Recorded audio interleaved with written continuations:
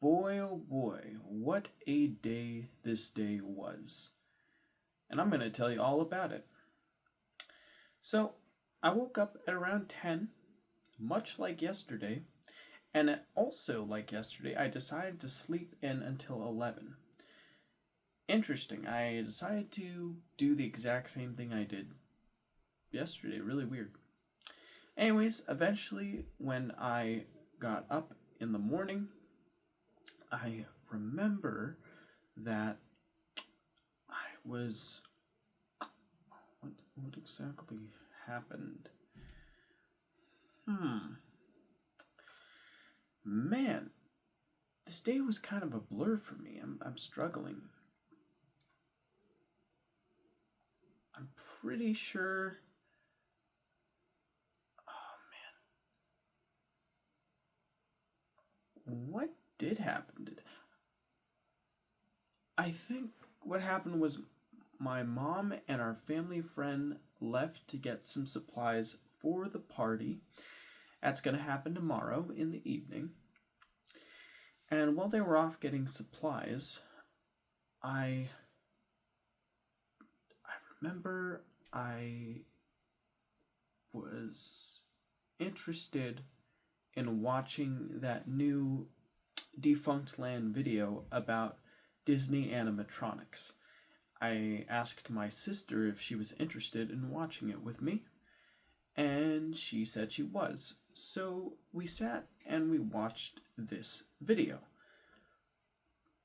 I have to say, it was very fascinating from what we've seen so far, and it was extremely eclectic. This was just a megalithic video. It went on for it's like 4 hours long, and we were only able to get through to like an hour through. I think there was just so much stuff that was covered. One of the things that I remember that was interesting was that Walt Disney apparently wanted an animatronic of Abraham Lincoln because Abraham Lincoln was his childhood hero, apparently, which was interesting. Another interesting thing was there were attempts to make a animatronic Mickey Mouse in the parks, but such attempts were really constrained because the team and corporate were worried that Mickey Mouse was supposed to be the representation of all of Disneyland and Disney in general, because he was their mascot. And if he ended up looking like glitchy or off, it would tarnish the brand in a lot of corporate people's eyes. So that's why other characters began to be invented or used instead of Mickey, such as Donald Duck, because they need someone a bit more rowdy, a bit more, goofy too, like Goofy, to help level the playing field out, or equalize the playing field, or make things more interesting in the storytelling of the Mickey cartoons, I suppose. Or Disney cartoons in general. So yeah, whenever they made like a animatronic show, they decided to get a new character that they hand tried. Like one was going to be like Mickey's what do you call that? Elevator greeting, where it would be like an interactive little thing where Mickey would greet guests in an elevator, and then he'd end up doing a bunch of different things that caused like the elevator to go out of whack. But once again, Disney execs were worried that it would look weird, so they decided to switch it up with a experimental use of a new character they had, Stitch from Lilo and Stitch. So that was pretty interesting, knowing about that. Another interesting thing was they wanted to make interactive AI back in like the 1970s, but they didn't really have the necessary technology to make that super convincing. So they basically cheated it with like a robot, I think called Smart One, who asked a series of logic-based questions and gave logic derived answers. And that was pretty much what that character did. And that was also a pretty interesting use case of AI at the time. So, neat. Anyways, after absorbing all that, oh, and then there was another bit of information about like there was a terrifying giant like robot dinosaur that was being made in Disneyland. That was huge. Apparently, the people making it thought it wasn't big enough, despite the fact that the creature was ginormous and looked like it posed a serious like safety hazard if it was ever let into the park. Because if something happened where the technology went haywire and the creature toppled over, that someone might get injured or hurt or worse killed, and then Disney would have to face some serious legal ramifications, along with the sad possible deaths of anyone involved in such an accident. Um, so, yeah, that was canned immediately, of course. So instead, they decided to go with a much smaller dinosaur that would be roaming around Disney World with a like it would be carrying like a like wheelbarrow with it, I think, and a guy would be walking with it, and he'd be like a shopkeeper with like a dinosaur as his pet. And it was really cool, interesting, and inventive use of technology that I actually really liked and thought, man, if I was a kid and I saw that, I'd be blown away because that looks really cool. So yeah, that was something I really, really enjoyed finding out about. It was really fun. Then I decided to contact our family friend to see if she was interested in getting the pizza today with me. She said she was, and we were going to pick up the pizza at the same place we went to pick up pizza on my second cheat day way back in the day. And so, yeah, eventually while we were waiting, I decided to make the last of the chocolate chip cookies that we had in the fridge with by preheating the oven and putting the cookies together. And I even put some Heath bits in there. And after all that was put together, and as I was putting it together, I was talking with my sister about like we like my sister was talking about how she was worried about certain little things, and then I told her her things being worried about certain things kind of reminded me of a character from the series of unfortunate events. I think her name was Madame Josephine. And I mean, I haven't really read those books. I think I read the first one, but I only saw like the first movie, which I still really like. I like the original Unfortunate Events movie. I just think it's a really cool film. It's got like a unique vibe to it. It's got a cool like visual production style that I dig. It's like everything's a set, but it's done in a really artistic and tasteful way that I really enjoy. I really do like the visual language of Unfortunate Events.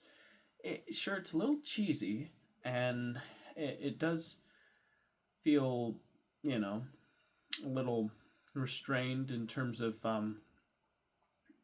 trying to be more dramatic, I suppose, but because it feels like, oh, this is a kid's movie, we can't be too crazy. We've got to be a bit more conservative with how we tell the story, I guess. But overall, I think it's a really fun watch, and I do enjoy revisiting it every now and then. But after we talked about that, I remember me and her talked about like us trying to watch that new series of Unfortunate Events Netflix show. And I remember saying I just was not a huge fan of that one. I just thought that every choice they made just made it feel less than the original. Like if the original Unfortunate Events movie from 2004, I think, felt like, a charming sort of tribute to Tim Burton visual language. I think the director of photography of the Tim Burton movies went on to direct Unfortunate Events, which would explain the visual similarities between those two directors. Then the series of unfortunate events on the Netflix version, the TV show, felt like it was doing a cheap imitation of what was that director? Paul Thomas Anderson or Paul W.S. Anderson? The guy who did Fantastic and Mr. Fox. It felt like it was trying to do a visual style similar to that. Like, but at the same time, it just felt, I don't know, it felt even more held back than the original Unfortunate Events, where it just felt extremely, like, childish, I guess. Like, and I know they're books for children, and I understand that, but I don't know, I feel like when you treat the audience with respect and also make it something that, like, adults can enjoy without feeling like their IQ points are going down, then I think that's a double bonus. And I wouldn't say that the first series of Unfortunate Events achieved that completely, but I'd say it did it better than this one. And also, Jude Law as Lemony Snicket was a really interesting and compelling and cinematic choice, in my opinion. He just has that really good narration that just makes me feel for the depressing reality of these characters. Whereas Patrick Warburton as Lemony Snicket just felt so cheesy. Like, it felt like I was watching an episode of Goosebumps cheesy. Like, what were they thinking? You know, like, I remember when I was waiting for, like, a sequel to the series of Unfortunate Events first movie, and I was reading through the Wikipedia article. One of the suggestions for a sequel, when there was developments for a sequel being talked about before it was eventually decided to become a Netflix show, was that it would be a stop-motion animated sequel to the first movie, since both had sort of a Tim Burton aesthetic, and they could really play into the Tim Burton aesthetic with a stop-motion animated film, and that would allow them to, you know, retain some of the voice actors, or at the very least, like, you know, cast voices similar to the original set of actors, and they'd also be able to keep Jim Carrey.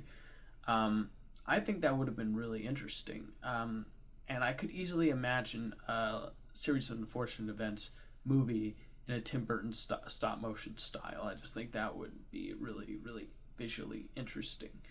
But alas, they did not do that, and instead they decided to go for a Fantastic Mr. Fox director style in live action with the budget of a TV show, and just the cheese went all the way up, and I'm like, eh. I know some people like it because it clearly was successful enough to have the entirety of all of the books adapted, which, hey, good on them for being able to do that. I mean, the first story only adapted the first 3 books, right? So the fact they were able to get all of the books made in that short space of time, pretty neat, I suppose. Especially while being able to retain all the original actors for the Netflix show was probably a good thing, but at the same time, I don't know. Maybe I'm too hard on it. Maybe if I decide to continue past the first episode, I'd probably be really into it. I'd be like, this is actually amazing. But from my memory, I just remember it being really, really corny, and I just was like, this ain't it. I'm just gonna rewatch the first movie again. At least that one just was better. But maybe if I give it another chance, I'll have a different opinion about it. That's entirely possible. All right, well, after our extensive discussion about the Lemon series of Unfortunate Events, books and movies and show and all that good stuff, the cookies were done. My sister said we could do watch the Defunctland for a little bit longer before doing some yard work. I was like, all right. So we watched 20 minutes of the Defunctland animatronic video. Everything I talked about earlier, pretty much I summarized everything we watched up to that point. But I just explained it all at the beginning, so I wouldn't have to continue explaining what we continued watching afterwards. So you get the idea of what we were watching, I suppose. But anywho, so we watched that for like 20 minutes. Well, I was eating 2 cookies and a cup of coffee. That were cookies were freshly baked. Our family friend and my mom arrived back, and when they arrived back, our family friend wanted me to drive with her to the pizza place, so I agreed.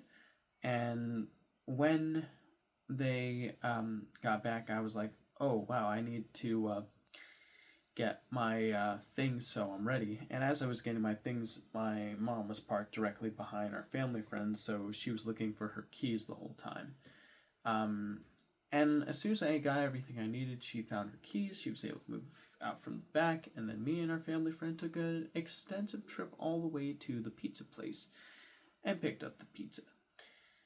As soon as we arrived to the front of there, I instantly remembered the pizza place as the one we went to on the second cheat day video. So I was like, oh, I remember this place. Yeah, it was all right the first time. I remember, I actually, on our ride back, I was trying to convince our family friend that we did go to that place before, but she didn't believe me. But I tried finding the video where I said we did. Turns out I didn't say the name of the place in that first video because I was worried for privacy reasons, but I guess I'm gonna follow up a tradition, not say the name of the place in this video too, just to, keep up with what happened in the first one. But I know it was the place we went to. But yeah, so she was like, "All right." I explained why I didn't say the name of the place, and that I'm pretty sure we went there. And then eventually we arrived back. Oh, I asked my mom and my sister if they'd be interested in splitting the cost. My mom, our family friend, and me decided to go 3 ways on it. My sister decided to donate only $5 since she already ate ramen with poached egg. So after we heard that, I took the $5, I deducted it from the total price, and then I split what was left between me, my mom, and our family friend. And then me and my mom gave what we owed to her. So yeah, it was pretty good. Then we had the pizza. It was really good. I liked the taste of the sauce. I thought it was a really nice flavor. I thought the cheese was nice. I thought the toppings were decent. Definitely doesn't hold a candle to Pizza Mania, though. That place was amazing. Sadly, it's currently not here anymore, but it is coming back, so that's exciting. After we were done eating, I remember our projector arrived today. I looked up on my phone to see if the screen was also coming. Turns out the screen's not coming until January 3rd, so that's a bummer. I was expecting that to be here by now, but I guess it won't be. Bummer, dude. Maybe it says January 3rd, but my app says that it already shipped, so maybe it's going to arrive a few days early. That's entirely possible. I guess we'll just have to wait and see.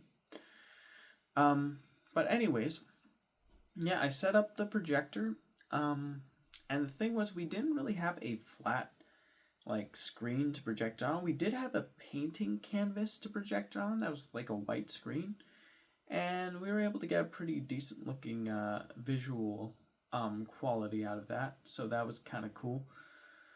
But overall, yeah, the screen was not bad at all. It was like one of those, I'd imagine it was a Chinese manufactured projector screen.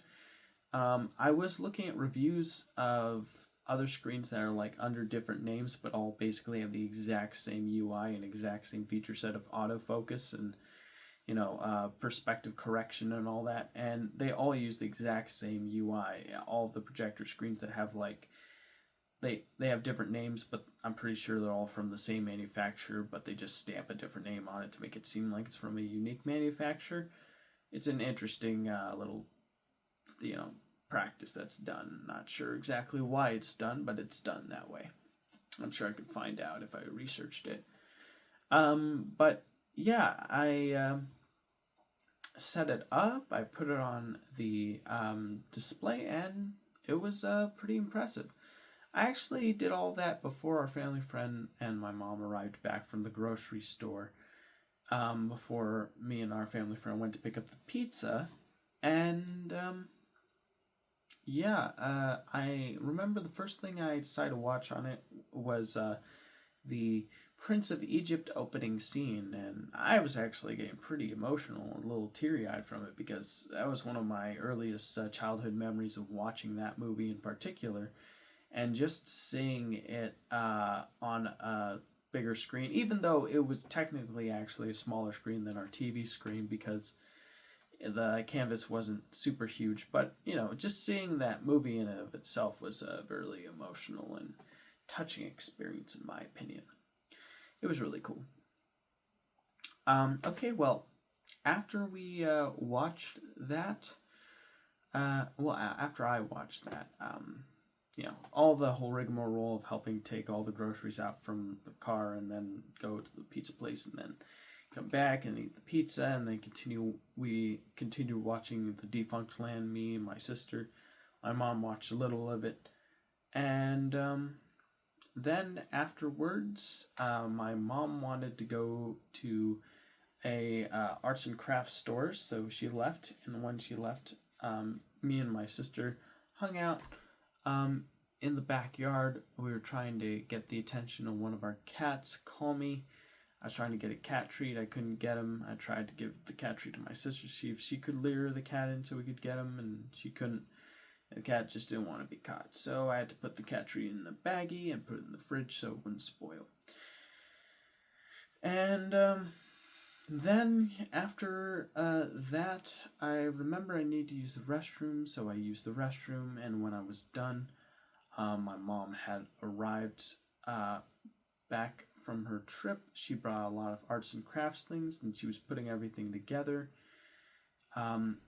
As she was putting it together, I remember I was what happened after that? I remember we were watching different things on the projector screen. One was aquarium with different fishies. Another one was a in memoriam of all of the famous people that died throughout 2025 on CBS Sunday Morning.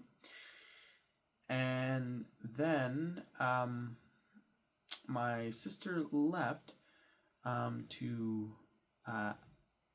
celebrate a friend's birthday party. And then we started to, my mom started to make beans. I needed to use the restroom again. Then I decided to write a review of that new SpongeBob movie on a Cartoon Brew website. And then when I was done with that, I just had a really sour feeling in my stomach. Oh, my stomach feels kind of in pain. And then my mom told me about actually, before all that happened, I reheated the last piece of pizza in the air fryer, and I ate that with a bit of soda and a cup of coffee and the last cookie while watching Jesse Michaels' video on a president that supposedly met with aliens, which was interesting. The whole video was basically the president saying that the way the aliens see us is a lot like how we view ants, where we don't really pay them too much mind because their intelligence is not as strong as ours, so we just kind of go about our business and just they go about theirs. And we aren't really ready to be able to have extensive communication or one-on-one contact unless we're able to remedy our barbaric ways, because we're we spend trillions of dollars a year on making weapons and things and getting into constant wars and things like that, and that's not a civilization you want roaming about the universe. You want a civilization that's supposed to spread peace and level-headedness. So I thought all that was quite interesting. Then my mom wanted me to make cornbread. I asked if we had any buttermilk. She said that they forgot the buttermilk. So I drove off to the grocery store to pick some up. And then when I returned back, I felt like I got hit by the hot tire train. I was just so sleepy. I just wanted to go to bed. But my mom wanted to put away the chili. But before she did, she had all this chili in a bowl, and she asked me. Well, I asked her, "Hey, want to film a funny sketch video where I just walk in, see the big bowl of beans, say, I'm hungry. Time to dig in." And she thought that was hilarious. So we recorded that little skit video. It was funny. Then I decided to put some AI generated continuations of that video in there of me sucking the chili through straw, but that didn't turn out right. It looks like I sucked the chili through the straw and then immediately blow it out, which looks gross. Another one was me putting my head first in the bowl and just eating it really slowly and saying, it's good. And that looked weird. And then another one was me going around pulling a spoon out and saying, time to dig in. And then for whatever reason, the AI changes my ethnicity to Asian for some reason, not exactly sure why. And then I just start eating the chili beans. It was a ridiculous, silly video. Then my mom put the chili beans in pots, put them in the fridge, asked me to put one of the chili beans in the back fridge, so I did that. And one of them is going to be left on a slow cooking for all night long and all day long until the party arrives. We've got enough beans to feed probably 3 armies, honestly. It's kind of ridiculous, honestly. But it made for a funny video, funny memory, so I guess that's kind of cool. And then I said, all right, I'm so tired. I'm going to make the cornbread first thing in the morning. And this time I really am going to wake up early and do it. So, yeah, I took my vitamins. And now I'm recording this video because at the time when I took the vitamins, our shower where my toothpaste and toothbrush was being used, so I didn't want to bother whoever was in there. But now that they're done, I'm going to go in there, brush my teeth, and then I'm going to immediately go to sleep before 12:30. And then when I get up, I want to get up at around 7 at the latest, and just spend that 3 hours before I need to go to work, which I need to go to work from 10 to 7. I want to spend that 3 hours making that cornbread, which realistically should only take about an hour and a half. But of course I'm thinking, I'm probably going to be super groggy and I'm going to need to wake myself up with coffee. So idealistically it would be a good idea to wake up at around 6:30 so I can, start my mind engine. And yeah, that's pretty much the day. A scatterbrain version of it, I suppose. Overall, my favorite thing about today was setting up the projector and just messing around with that. That was a lot of fun. Second favorite thing was watching the Defunct Land video with my sister. It was really cool. We had a lot of interesting reactions to all that. I had a lot of nerd trivia to share with her, apparently, one of the first computer animators, Steve Jobs, and former Disney animator, John Lasseter, all, Ed Catmull, John Lasseter, and Steve Jobs all came together to form Pixar, which, everyone knows Pixar. Their quality or reputations kind of seem to be put in the air recently, but they made a lot of killer movies throughout their earlier years. And, but stuff like that, cool little factoids. And my third favorite thing for the day was just hanging out with my family. Just, shooting the breeze, talking about different things, and enjoying their company. My least favorite things today was... I woke up late, I had a plan on waking up early in the morning to do some personal tasks or things that would have improved my, skill set, like learning to draw, editing my Brain Jam video. I woke up super late, so I wasn't able to do any of that, and that's because I stayed up late last night, like, yeah, making my video and all that stuff. So absolutely ridiculous. It was, yeah. But I need to go to bed early, and I'm addressing that right now by recording this early and then going to sleep early, or as early as 12:30 is. Second least favorite thing, how I felt today. I felt super lethargic. I also felt really slow. I felt like I had a lot of brain fog, probably from an overconsumption of information and media. I just felt like there was a constant haze in my brain that, like, it was hard for me to escape from. That was really tough on me, and I didn't really like that. And the third least favorite thing today, I didn't make the cornbread tonight. I kind of skimped out on that, so it would have been nice to have pre-made the cornbread, have it ready, but I was really tired and I wanted to get all of my amenities in order and go to bed so I'd be fully rested for tomorrow. So, yeah. So that's why I'm going to wake up early and get that cornbread going. And yeah, that's pretty much my day in a nutshell. And my overall rating is, I don't know, I guess a 7 out of 10. I mean, it would have been, I guess, a 9 or 10 if I did any of my implementation intentions. But maybe I'm keeping things too broad. I need to work smart, like specific, measurable, achievable,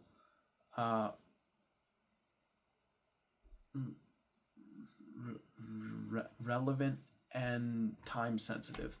I need to work smart, and I'm not, and that's gonna change. That will change tomorrow, starting with making that cornbread in the morning. All right. Well, good night, everybody, and take care. See you in the next one. Bye.